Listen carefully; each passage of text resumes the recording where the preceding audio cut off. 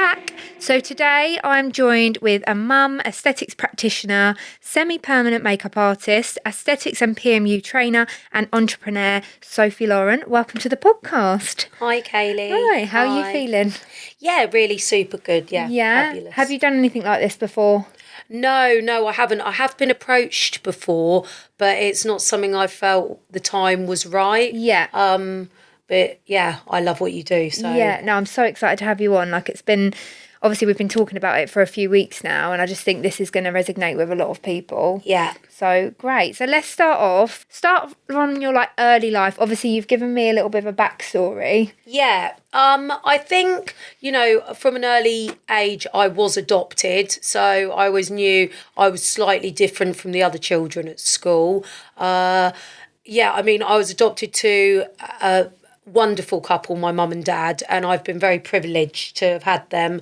But there's always that little thing, I suppose, that's made me the person I am today, that has created fight or flight mode, and that's part of that I'm quite grateful for. How old were you when you were adopted? Was it like baby or?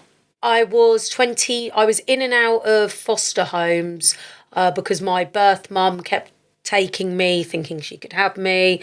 I kind of think she probably took me on a Friday and collected me on a Tuesday or something. Oh, bloody hell, bless you. Yeah, so, but I was finally adopted at about 20 months, I think, or 22 months. So young then. Yeah. And was that always known or something? Yeah. I just always knew my mum and dad were super fantastic. They even gave me an adoption day, which was a special occasion. Oh, that's so lovely. Yeah. I never knew that about you. Obviously, I know you're really family orientated, and I've always followed your photos of you with your mum and dad, so I know how close you are with them. But I never knew that. So yeah. I it's not something that's hidden, but obviously I don't. Yeah, you don't broadcast it. Yeah.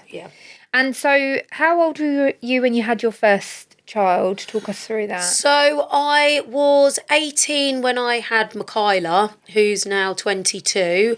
I kind of think she saved me, because going through my teen years, because of being adopted, I think a lot of people that are adopted can relate to.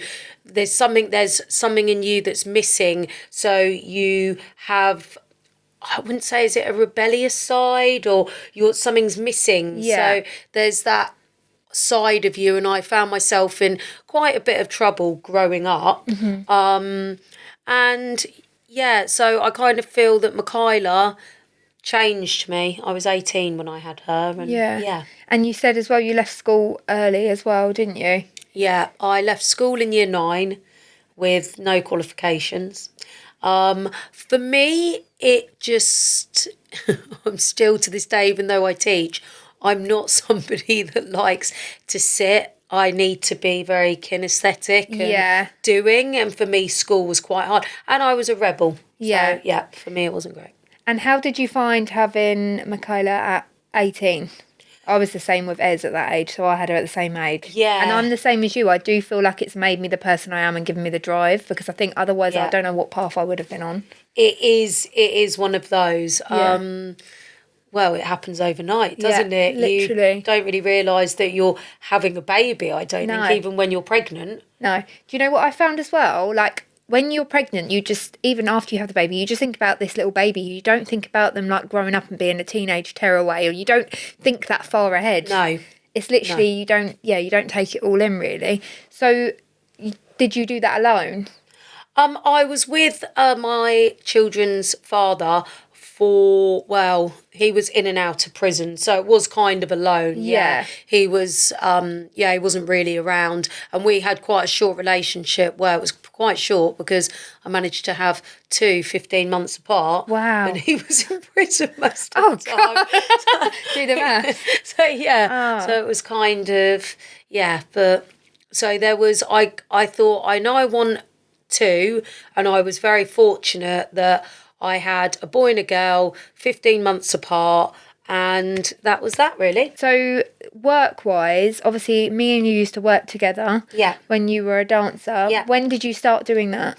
Well, I started dancing when I was still with their father, but it was pretty desperate times. I found myself in a really small flat. It was in quite a rough estate back in High Wycombe, and there just wasn't any money. And I think my second child was about 4 weeks old, and I just thought, Jesus. what am I going to do? And I remember seeing a big billboard on the main road in High Wycombe, and it was advertising. It was a big glamorous thing for spearmint rhino, and I thought, do you know what? I think I could do that. And well, 4 weeks. yeah, he was 4 Wow. weeks. Yeah, he was 4 weeks. Mind you, your body's always been insane anyway. So I was just thinking, Jesus, postpartum, I didn't want anyone to even look at me, let alone that. It was only 20. So Yeah. you know what it's Yeah, you like. A lot bounce of the back as time you well, bounce yeah. back. And I think at that moment I was under so much stress that I just was willing to do, whatever it took Yeah. to provide and give the kids like nice things and Yeah. not panic. No, and you've done very well in that industry as well. And then how did you come to moving to Brighton then? That's very interesting. From the living in High Wycombe part, I actually met the father of my third child and ended up moving to Reading, and he was the owner of a strip club, and I actually ended up running that for him for 5 years. Oh, wow. Yeah.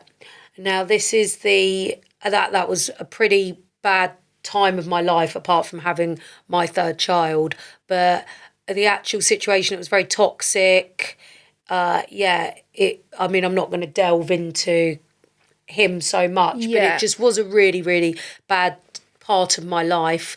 I ended up coming down to work here because I needed a bit of independence again. Yeah. So I told my ex-husband, that was then my husband, I'm going to go down and try and dance in Brighton, because I wasn't dancing anymore, I was running his club.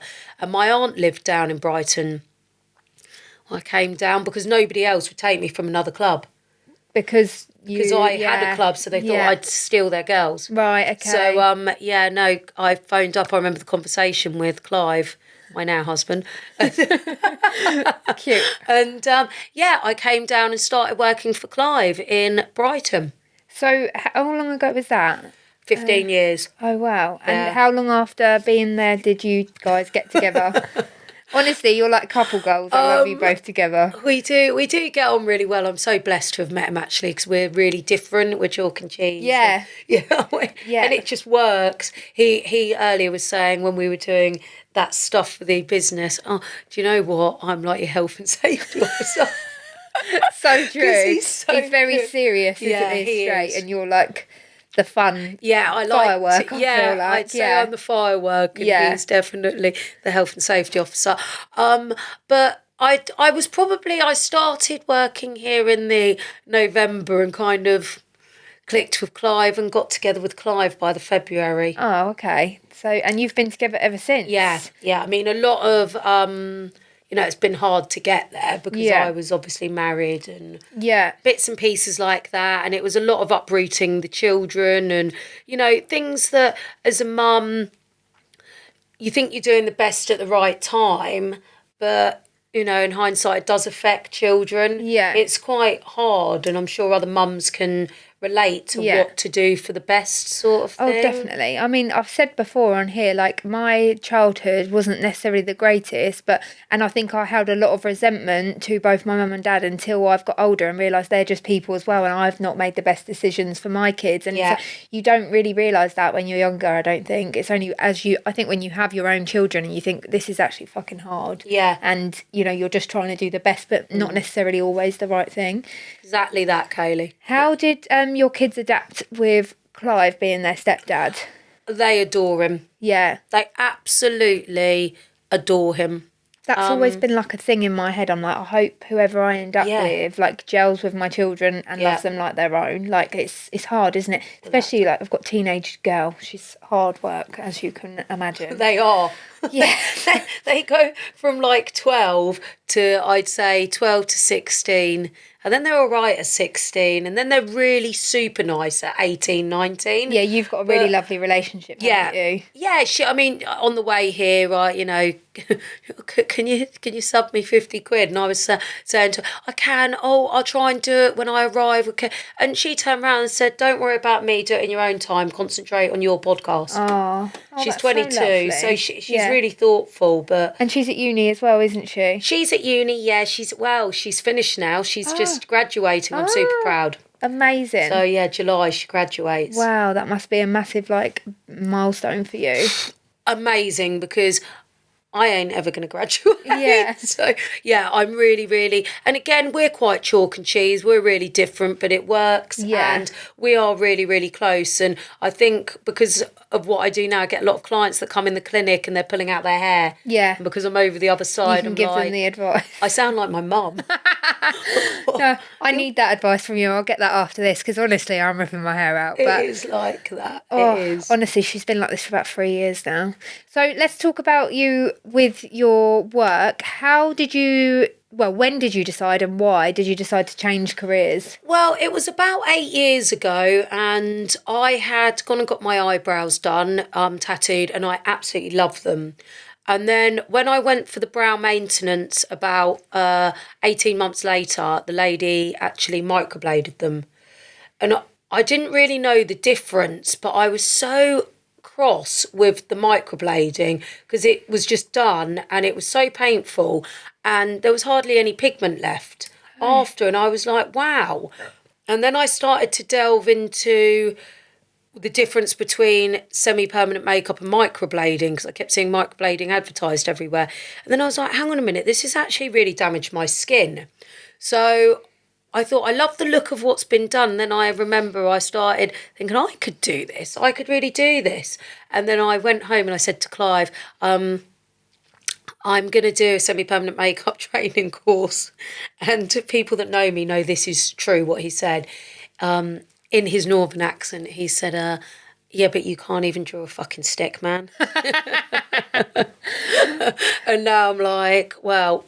Look what you've done, yeah. To you. Yeah. But, so, yeah. And then it was kind of like I transitioned it with working the evenings. And I did take it seriously, but what happened was I was beginning to get busier and busier. And then... It was before lockdown, about 2 years before lockdown, I thought, I keep getting asked for aesthetics all the time. And I know so much about anatomy. I'm so deep in this. I love what I do. And then I thought, I'm going to train aesthetics. But obviously, I wanted to do it. For me, people each to their own, but I knew I wanted to do a level 7 in it. So I pursued doing an aesthetics degree, my level 5 and 7. And yeah, it just went wow from there. So considering you hated being in the classroom environment, you've done bloody well, haven't you? Yeah, there's been tears. Yeah, I bet. That's where the graduate daughter comes in with me, crying and showing me how to write assignments and assessments. And now I actually write manuals. Wow. There's still tears sometimes. Yeah. It's not the part it's not plain sailing. I don't enjoy that bit. I enjoy teaching. I enjoy creating. I enjoy helping people. Yeah. And sharing knowledge. Yeah. And people wanting to build a business. I love that. I was going to say that must be a really rewarding part of your job, especially I've seen like a few people that I know have come to you and they're maybe single mums or they're just mums in general that have come out of like their 9 to 5 and they want something that's flexible around the kids. Yeah. So, yeah, that's like the perfect opportunity. So tell us about your training, actually. So what do you do your training in? So I cover all areas of semi-permanent makeup from a beginner's course because, again, you can choose your own hours. You can be your own boss. Yeah. However, I say don't take it light-hearted. This is something, if you're going to do this as a career, I mean, it's the world's best career. I'm not being biased. It's fantastic. The rewards you get, like I said, fitting around your children is just incredible. And it's extremely lucrative. However, this isn't something that you just go into for the financial side. It shows in your work. If you love what you do and you're passionate and you practice, you'll be the best. And that's what I try and teach my students. So I teach beginners SPMU.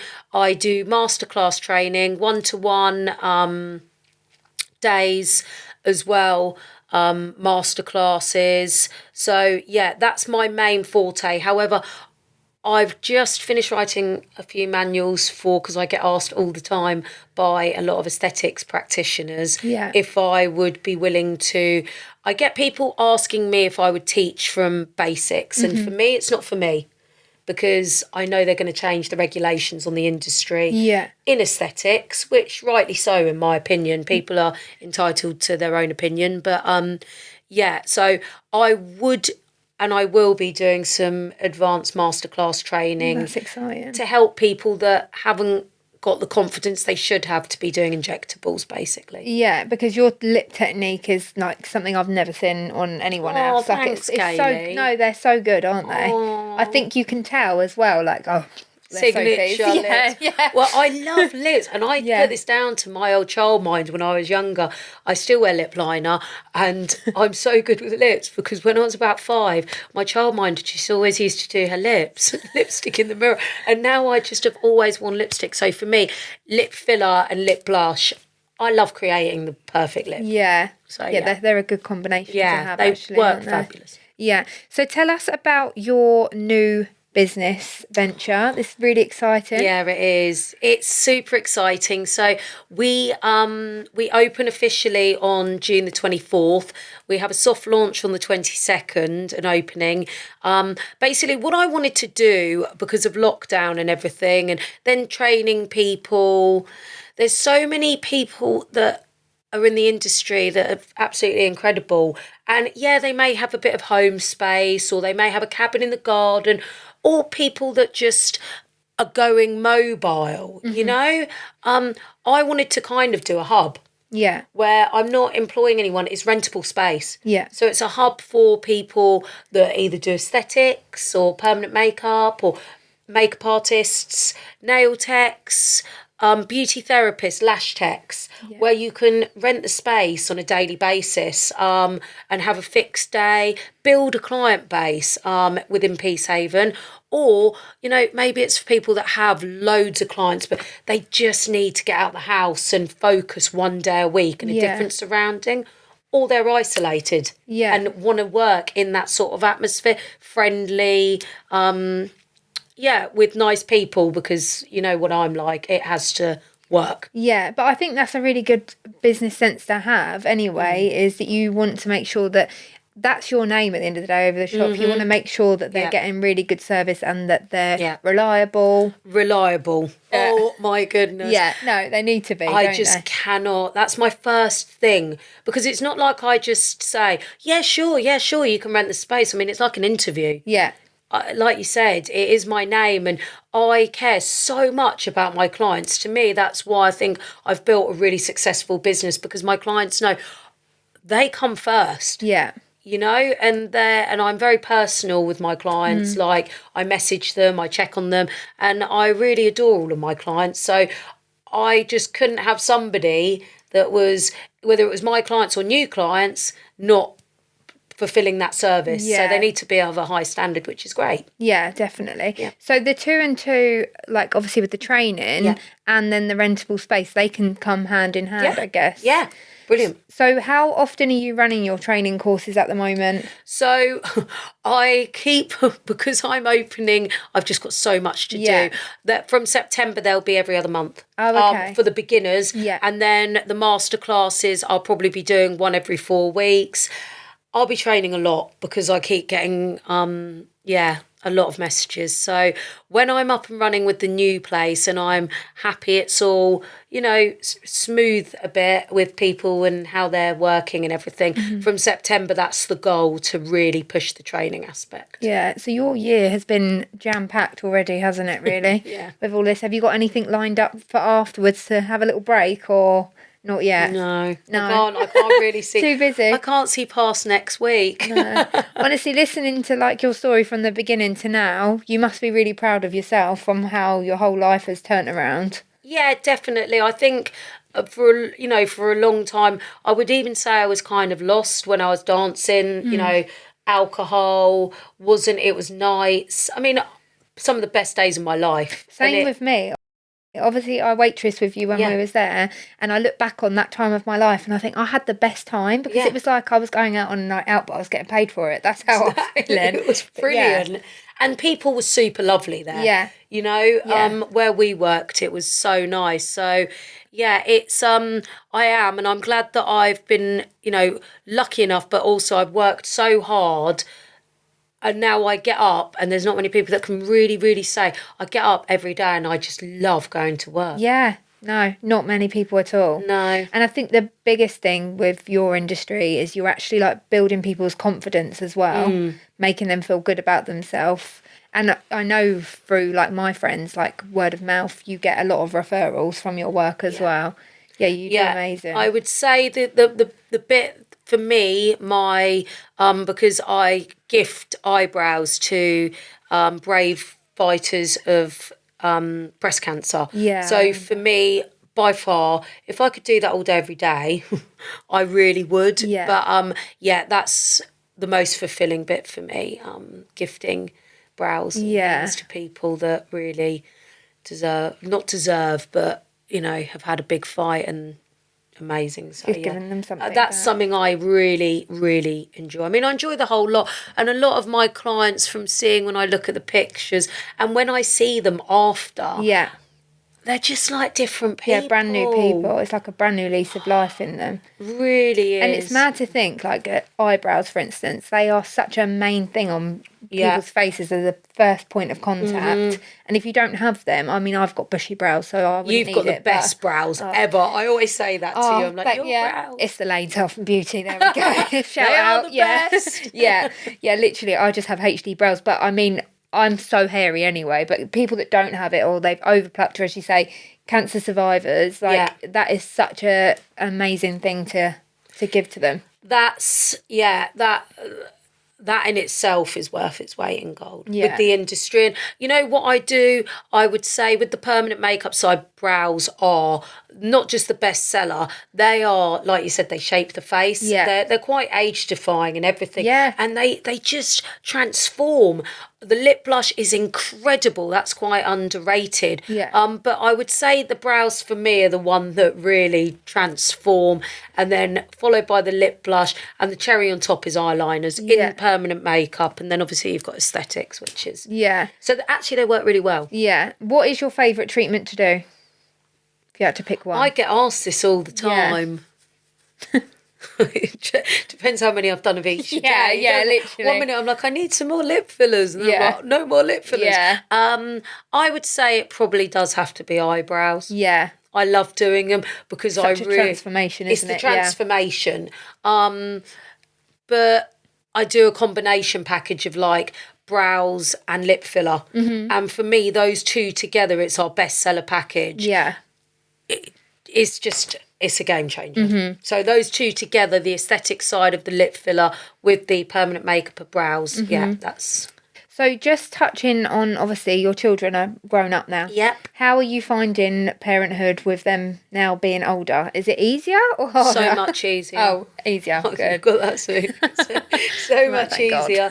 I find with children that I think the thing looking back now that, I mean, I'm only 41 and my children are all like grown up. But when you look back, I think the one bit of advice, not that I'm here to give advice, but I think I really wish I'd cherished when they were younger. I love watching you with Jude. Yeah. Like, oh my goodness. And I think because, when we're really young mums, obviously, I don't want to, my kids, they did miss out a bit because you're always so focused on how hard it is. For me, I was, I just look back and now think, if I could, I'd cherish because they're younger, because it's like... It's gone in a second. Julie said exactly the same with James. Obviously, she threw herself into work and then now she regrets that. But and I'm the same with Ez. I feel like I wished it away. Like, can't wait till she can crawl. Can't wait till she can walk. Can't wait till she's at school. And now suddenly I've got this malfitting. I know. But no, and I do feel like I'm not. I wouldn't say necessarily a better mum, because I still feel like I was a good mum then. But I feel like because I have had such a big age gap, I've had time to reflect on it, that I am I do soak it up more with Jude than I did. I was going to say it's because you've had the age gap, so you can reflect, and as mine are older... and you had them so close together. I mean... And I do think you should give yourself some grace as well, because, as you say, you went back to work and you provided them a really good life. Yeah, it's that, I suppose...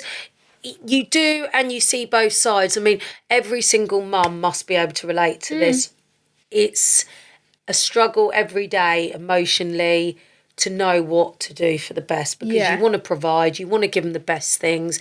But then looking back, you know, time is needed. It's a struggle. Yeah, I think there's mum guilt around whatever you do. Whatever path you choose, you're going to have that, because by you working hard, look at the example you've set for your children, Yeah. and now they're doing amazing, you know? Yeah. So you've given them that strong work ethic, whereas, you know, the other children might have necessarily had their parents around a lot, but they might not have that same thing. So, as you say. That's the thing, I think, because my dad was always quite...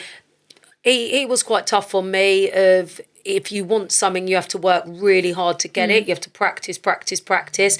And if you want to be really successful and have nice things in life, you have to be so driven. And that's what I've tried to relay to my children.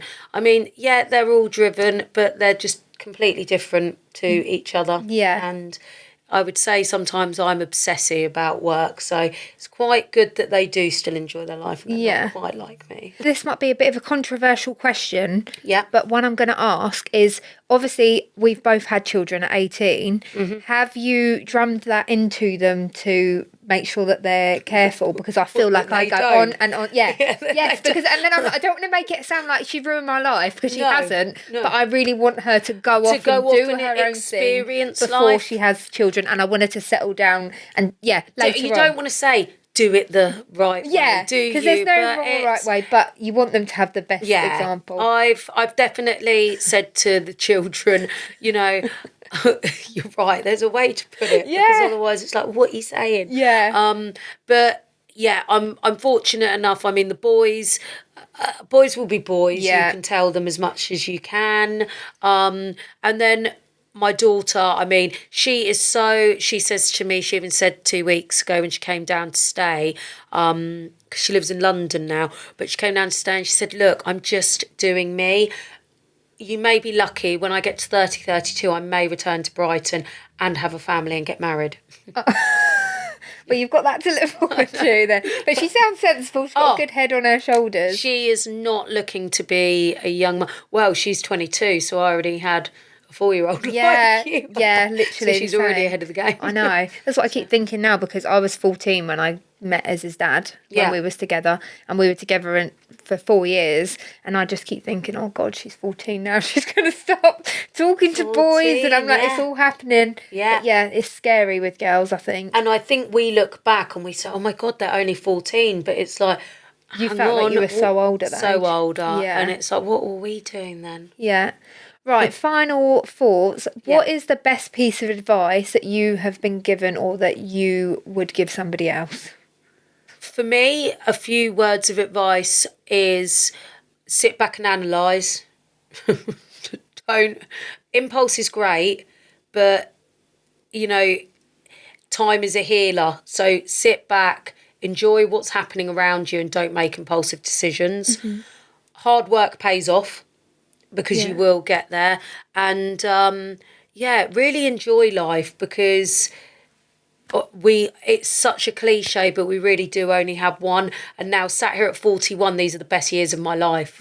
Because I feel really content. But there was a lot of years I didn't feel content. There was a lot of years that were a struggle.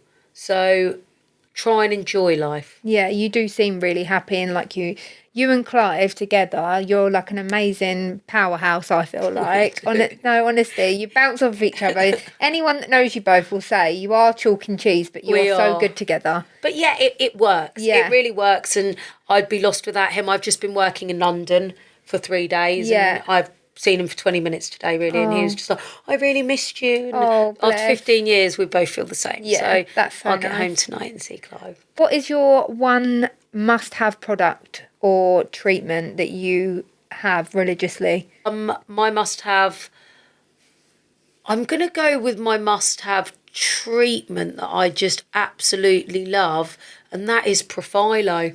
Oh, yeah. I love Profilo. Yeah. Obviously anti-wrinkle, who doesn't, but the cherry on top, I love Profilo. Yeah. So I've had that done, and I feel like it really made a difference. I need it doing. It's one of those things. Sort it out, but it's one of those things that you can't put your finger on it. The skin booster itself just makes you glow. Yeah, it's incredible. Thank you for coming on today, So.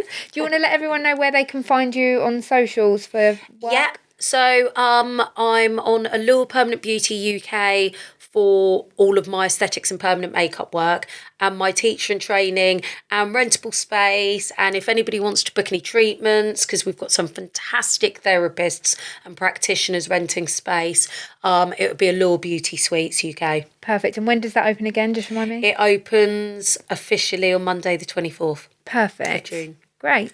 Well, thank you guys for listening. You know where to follow us on Instagram, TikTok and YouTube at Mummahood The Podcast, and we'll see you same time next week. Love you, bye.